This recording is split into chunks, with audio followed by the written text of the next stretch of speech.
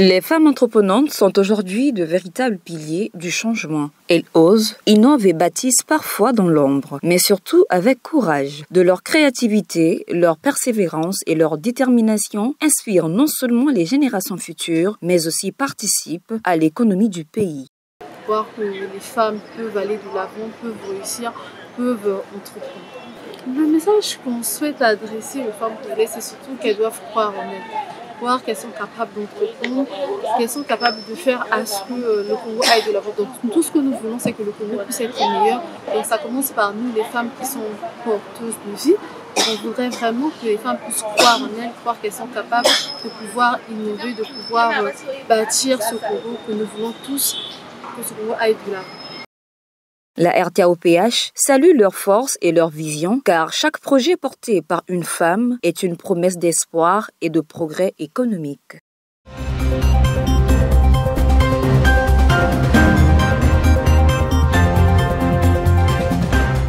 Mesdames et messieurs, je vous présente le tout nouveau vice-président du Conseil supérieur de la liberté de communication, élu fraîchement par ses pairs le week-end dernier à Brazzaville. Il s'agit de Jean Obambi, 65 ans, journaliste niveau 3, ancien directeur de la presse présidentielle, ancien directeur général de Télé Congo. Sous d'autres cieux, il s'appelle Jean Obambi, Monsieur Kratos. Kratos parce que dès ses premiers pas à Télé Congo en 1987, 1988, 1989 et jusque dans les années 1990, il animait une émission consacrée à la religion dont la titraille était merveilleusement biblique. Kratos. Avec ce programme chrétien, il s'est fait un nom puis volé la vedette jusqu'à devenir, il y a une vingtaine d'années, présentateur vedette des journaux télévisés de 20 heures. Devenu haut conseiller au Conseil supérieur de la liberté de communication, Jean Obambi a galopé et aujourd'hui, son statut a changé. Vice-président du Conseil supérieur de la liberté de communication en remplacement de Jean-Pierre Goma. Donc,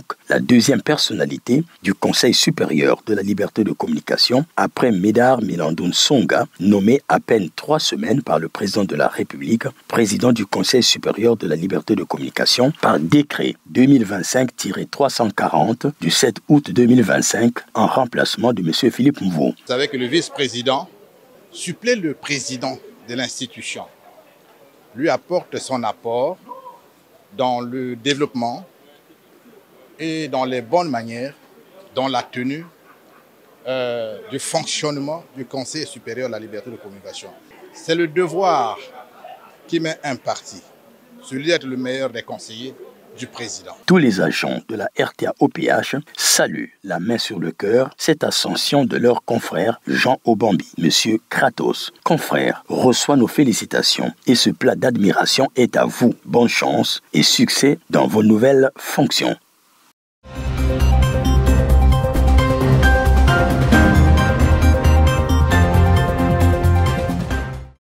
Un vent de mémoire et de renouveau souffle sur la mairie de l'arrondissement 3 Tchétché à Pointe-Noire. 15e administrateur maire à occuper cette fonction, Jean-Romuald Tshikambou a décidé de marquer son mandat par un geste fort et symbolique en exposant fièrement à l'extérieur de la mairie les portraits des 14 anciens maires l'ayant précédé. Monsieur Roch Montouari, conseiller socioculturel de l'administrateur maire de l'arrondissement 3 Tchétché, apporte un éclairage à ce sujet. En dehors du fait que ça contribue à la beauté de l'arrondissement, de la mairie de Tchétché, mais ça joue aussi un rôle historique. Les maires qui ont administré cet arrondissement-là, bon, ça pourrait aussi rejoindre la dimension touristique, parce qu'ici, c'est un milieu où se déroulent plusieurs activités culturelles et des activités festives, et donc, pour ces raisons-là, il est important,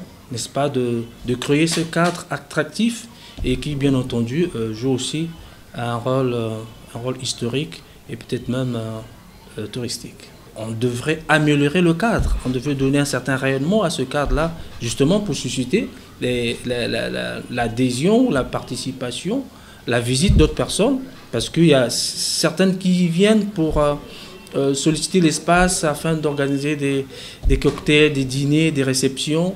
Et donc, il faudrait que ce cadre-là ait un certain rayonnement, soit dans la propriété et qu'il soit attractif.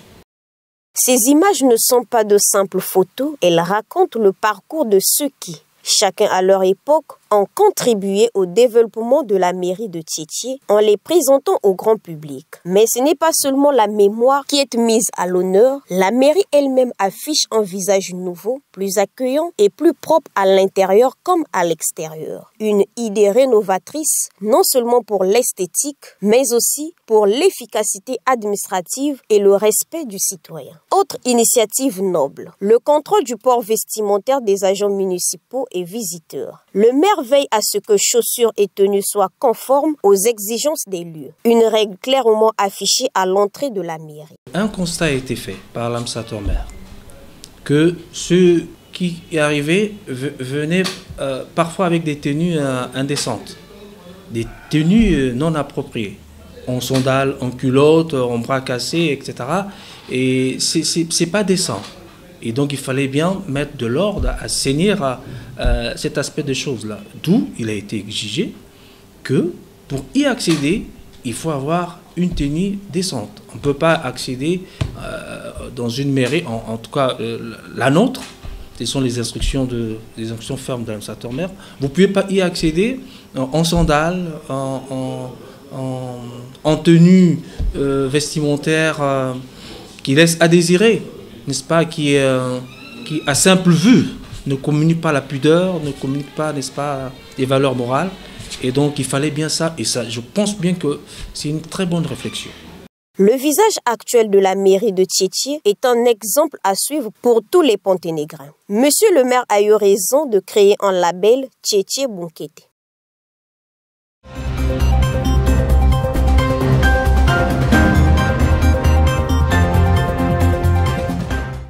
Contrairement aux médias traditionnels, où les articles passent par un processus de vérification, les réseaux sociaux sont ouverts à n'importe qui. Chacun peut publier un texte, une image ou une vidéo sans vérification préalable. Cela démocratise la parole, mais cela ouvre aussi la porte à des informations fausses ou trompeuses. Aux côtés des informations vérifiées, on trouve des rumeurs, des intox et parfois même des fabrications pures et simples. Les images et vidéos, souvent perçues comme des preuves irréfutables, peuvent être retouchées ou sorties de leur contexte. Avec l'essor des deepfakes, il devient même possible de faire dire ou faire faire à quelqu'un ce qu'il n'a jamais dit ou fait. Certaines fausses informations circulent par erreur, mais d'autres sont fabriquées intentionnellement pour manipuler, pour gagner de l'argent grâce à la publicité sur les clics, pour nuire à la réputation d'une personne, d'une organisation, etc., etc. On ne peut pas faire confiance à tout ce qu'on voit sur les réseaux sociaux. Pourquoi ? Parce que les réseaux sociaux aujourd'hui deviennent des plateformes sur lesquelles toute personne peut s'inspirer et toute personne peut se mettre pour divulguer n'importe quelle information. Les réseaux sociaux aujourd'hui ne voient pas le niveau intellectuel d'une personne et ne voient pas l'état de vie d'une personne. Donc n'importe qui peut divulguer n'importe quoi par rapport à ce qu'il veut. La seule chose à faire face à ça, c'est avoir un esprit critique, c'est susciter un doute en soi et avoir toujours l'intention de vérifier une information avant de faire confiance. Que ce soit une publication d'actualité, une publication de divertissement, n'importe quel type de contenu, il faudrait mieux avoir la capacité de vérifier avant de divulguer ou encore de faire confiance à cette publication. La liberté de publication entraîne aussi la liberté de désinformer. Pour ne pas tomber dans le piège, il faut douter, vérifier, réfléchir avant de partager. Les réseaux sociaux sont comparables à un grand marché où l'on trouve à la fois des produits frais, des friandises, mais aussi des aliments avariés. À chacun de savoir trier avant de consommer.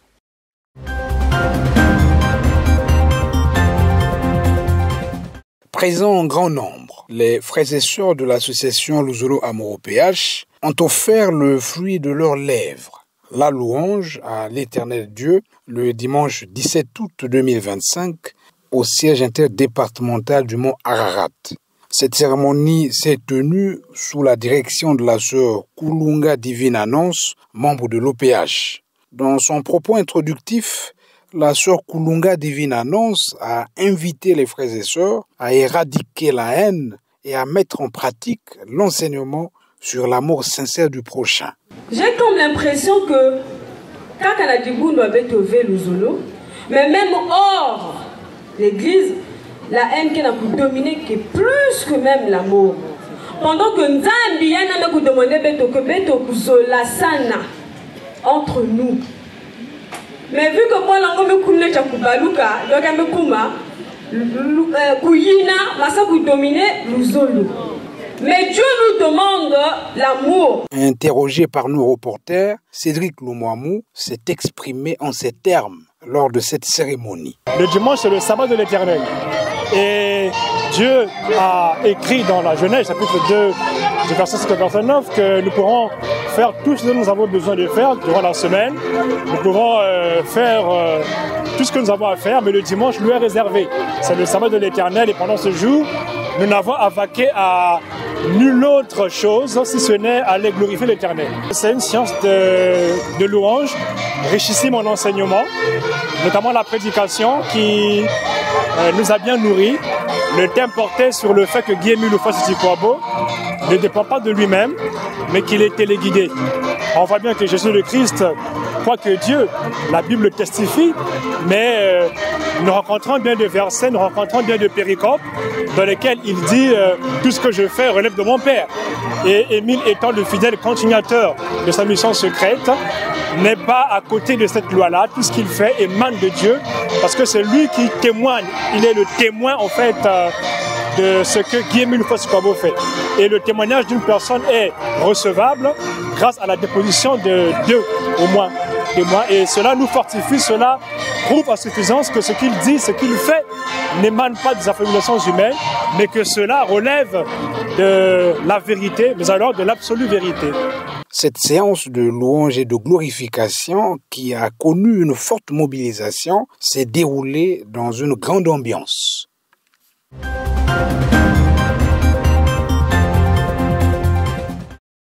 La fête d'action de grâce à Dakar, capitale sénégalaise, loin d'être un rêve, est désormais une réalité de ce que les différentes délégations y arrivent une à une. C'est dire que la fête s'annonce riche en sons et en couleurs. En témoignent ces images.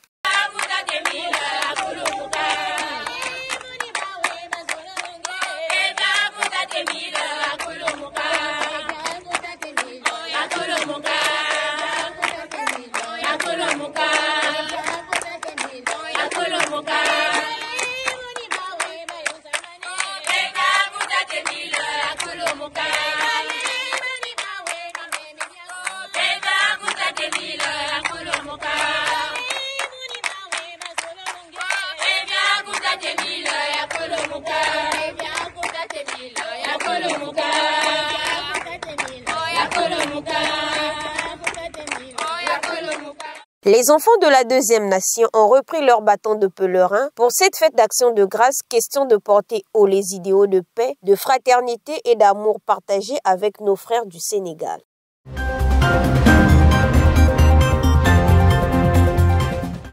Chaque année, les frères et sœurs de l'association Luzolo Amour au PH célèbrent la fête d'action de grâce pour témoigner leur reconnaissance à l'Éternel Dieu.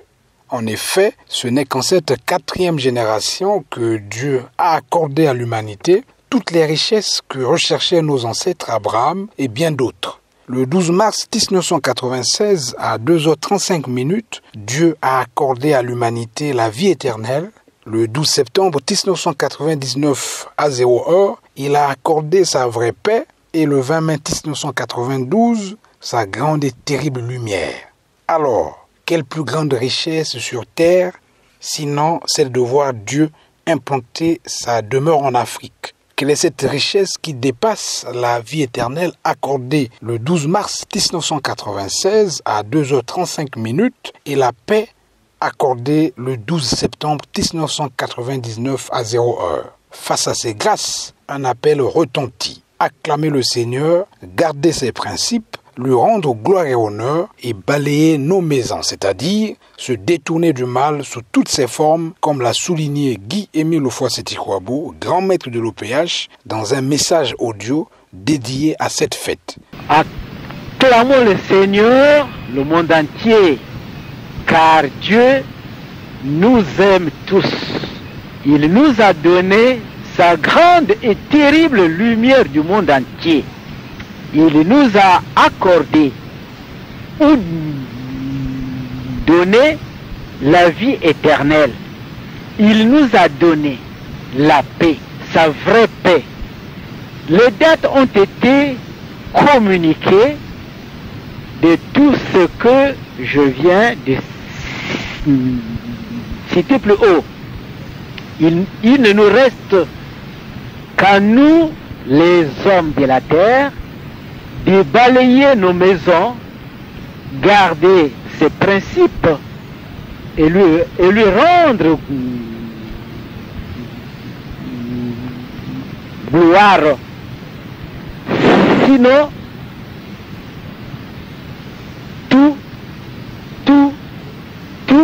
le tout nous a été accordé. Le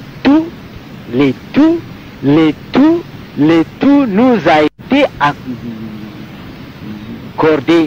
La fête d'Action de grâce n'est donc pas un simple événement commémoratif. Elle est un appel à la transformation intérieure, à la fidélité à Dieu et à une reconnaissance sincère pour les bienfaits accordés.